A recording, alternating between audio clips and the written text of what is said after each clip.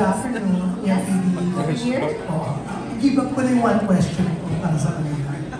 To give up? Kasi parang mas marami silang matanong. Pero yan, good morning. Ang bongga, no? Pati itong stage, dress up. Parang napakalaki talaga ng Viva One series project na to. So talagang pinagandaan. So sa cast members, anong masasabi nyo? Talagang parang the way Viva promote this project is ang bongga. Parang ang tindi ng paniniwala niya sa ng Viva in a boss fix sa inyo, Jerome, and the rest of the cast. Yeah, Jerome, yeah, let's start with you. Sorry, anong masasabi namin dun sa... Yeah, parang ang bongga-bongga the way ng pag-promote ng Viva One nila Boss Fit, no? Yes. Kahit naman dito, di ba? O parang napakalaki ng project na to, ng series na to. Well, actually, kahit ako, overwhelmed din ako, I mean, in a good way and in a bad way, na grabe yung binibigay nila. I mean, kahit sa set, honestly, may mga laging may nagpapa-content, mayroong mga nag-video behind the scene, sumasama sa amin everywhere, hanggang sa dito. Tapos ito nito sa setupan nila, mag-set ng madaming klaseng content shoots, whatsoever.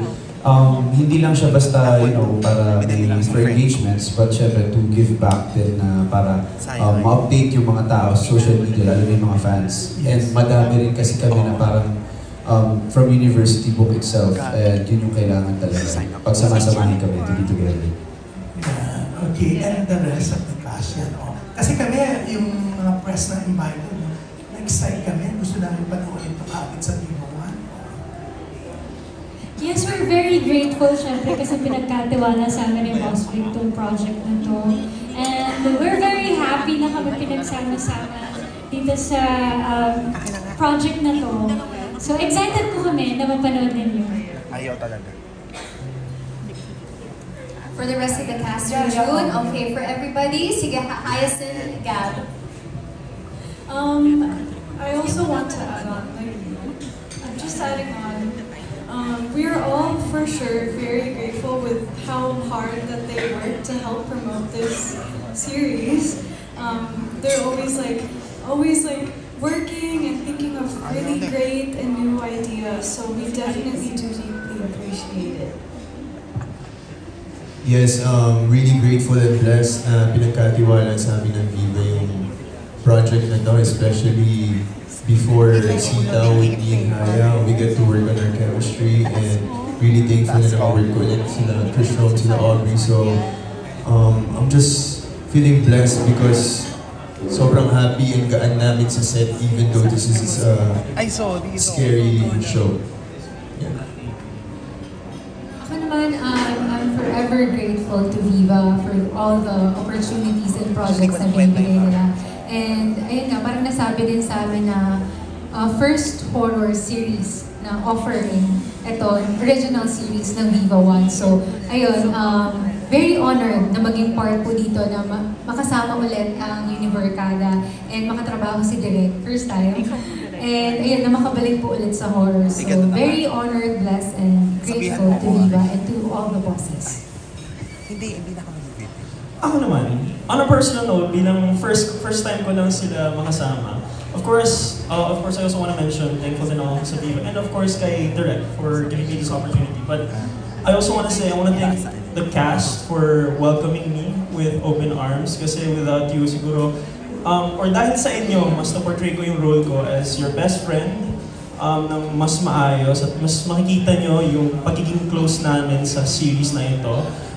So, thank you guys. Ayun, actually that's the main thing I want to say besides yung mga, thank you. Maraming salamat Viva, maraming salamat Direk. Maraming salamat sa mga fans sa inyong suporta. Especially sa mga bagong fans na nag-follow sa akin, galing sa Chris Rose. So maraming salamat din sa inyo. Ayun, thank you.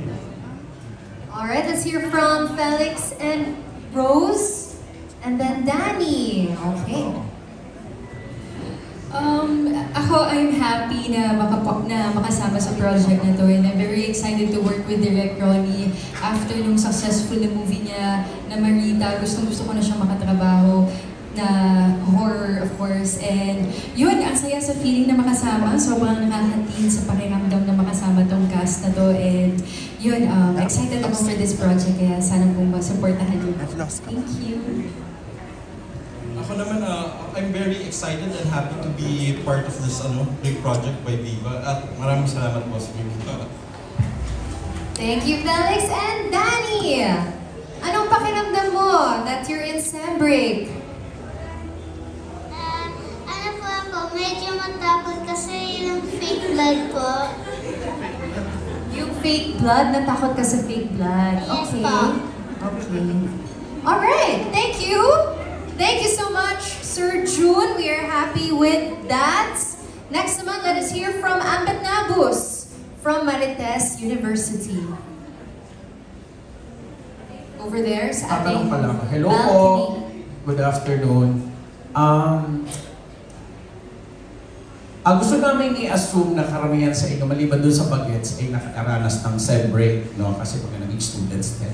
Ano yung mga personal ninyong input while doing the series? Na basin soror to, paano nyo na-relate yung mga experiences niyo nung nag-SEM break din kayo as students?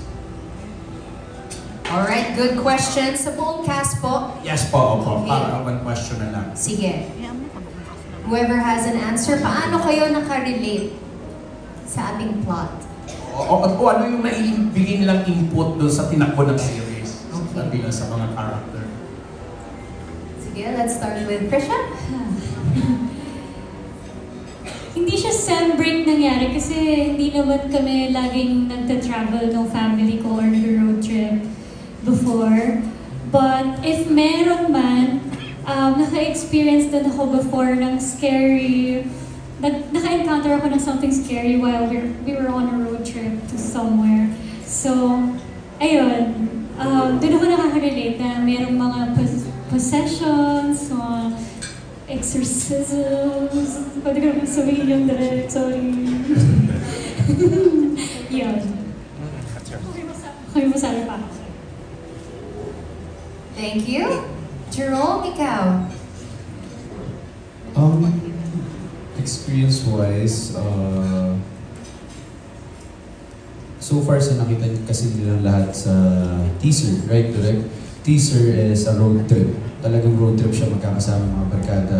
For me, yun yung parang experience ko na usually kami magkakaibigan. Lagi kami pupunta somewhere, andyan yung mga takutan, lalo na paggabi, masaya, mga papuntang Tagaytay, mahabang bus trip. Nagpo-bus pa ako nung before, papuntang Baguio. Puro asaran yan, puro nakakatakot. Eliga, ganyan, puntahan natin to, yung mga ganyan-ganyan. Totoo yun, ginagawa namin, pero ako kasi yung tipo ng tao na hindi ko siya pinapasok lagi sa isip ko para hindi ako matakot. Unless pag ako na lang talaga mag-isa. And dito na-experience ko ulit yung ganung feeling kasi lahat kami dito magbabarkada talaga. Tapos kanya-kanya kaming pinagdadaanan sa buhay, nawawala yun. Kasi pag SEM break, yun talaga gagawin mo eh. Kaya nga, yung SEM, i-break mo para mawala ka dun sa mga emotion na dala-dala mo dun, mga stress, yun. Yung experience mo. Okay, thank you. Who else has some? Yes, Hyacin. I don't have much of a deep answer, but I guess I would just say it's pretty similar.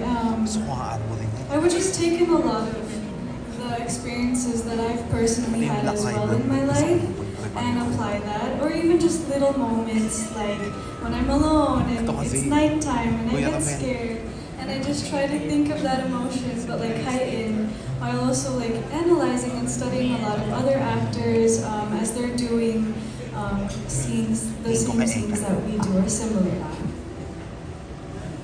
Yeah, for me, it definitely brought back old memories nung, like what Jerome said, pag nagro-road trip yung mga barkada. And it's a nice feeling na maramdaman yun ulit kahit sa set lang.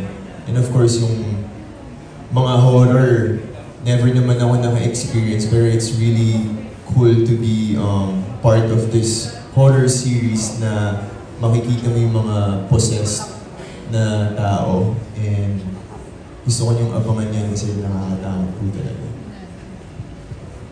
Sa akin naman po, nung nagsuschool ako, tapos SEM break, mas madalas kasama ko yung family ko. kaysa sa friends. So, pag family ko naman, road trip kami, wala naman kaming gano'n na experience. Honestly, wala kaming experience na horror, or kasi hindi rin namin inisip. Pero yun, because of this series, na-experience ko na mag-road trip, na para maging student ulit, kasama sila. And dito ko na-experience na yung challenge, yung adventure, yung mga fun activities with barkada na may consequence pala sa huli.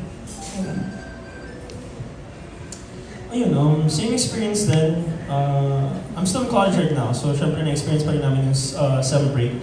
Sa mga ganung moments, ganun din, kasama ko yung mga barkada ko, nagsisponty trip kami, ganun din, Batangas, Baguio, Tagaytay, just like Jerome said. In comparison to the series, very relatable. Kasi yung mga ginagawa namin friends, ganun din, sponty trips, tapos ginagawa namin, we're eating together as friends, hanging out, bonding. But yung pinaka-highlight ng mga trip is yung mga yung mga thrilling moments, tulad for example, gabi na, it's 2 a.m., 3 a.m. Nagkukwentuhan kami ng mga scary stories. Siyempre, lahat kayo nagagano'n, di ba? Gabing-gabi na, kasama mga kaibigan mo, nagkukwentuhan ng mga, alam mo ba, one time kasama mga kaibigan ko, ganun-ganun, parang may kasama kami na naglalakad kami pa uwi, ganun. Just to make the night more thrilling, tapos nagtatakutan pa, ganun-ganun. Those vibes that I experienced in the past, dun yun yung nakikita ko sa series na to, kaya mas na-absorb ko yung role ko kasi parang parang true to life talaga yung yung mga nangyayari. Although, same with Aubrey, wala pa akong na-experience na parang supernatural experience. Pero, ako naman kasi, I like to test the waters, or I like to play the field to the point na parang, for example, yun nga, after 3 a.m., after magkwentuhan ng horror story, parang trip ko umuwi ng sobrang dark na mag-isa in a dark alleyway. Tingnan ko lang kung may kasama ako. Ganon. Para at least ma-experience ko man lang, pero ayun, yun yung thrill na hinahanap ko paminsan-minsan. So, ayun nga. Hanggang ngayon, wala pa rin akong nararanasan. Pero, you never know. Hopefully. Be careful what you wish for. Just. Hopefully, okay. That's funny. Okay, so Felix and Rose and Danny, you're not part of the barkada, diba? You have a different role here. So maybe you can just share with us if you have any experiences na horror during your sem break, if any. Ako personally, wala talaga. Di rin kasi ako naniniwala sa mga multong-multo. Hindi mo lang pinapansin. Well, ako kasi, nag-stay ako before sa province ng mom ko, which is Rojas. So,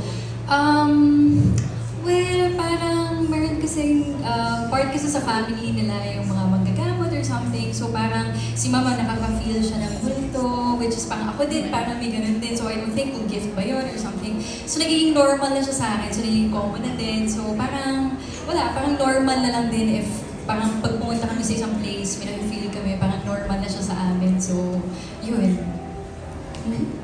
Thank you, Rose. How about Danny? Sir Ambet, do you have a question for Danny? Just one question. Okay, we're all good? Alright, maraming salamat po. Ngayon naman,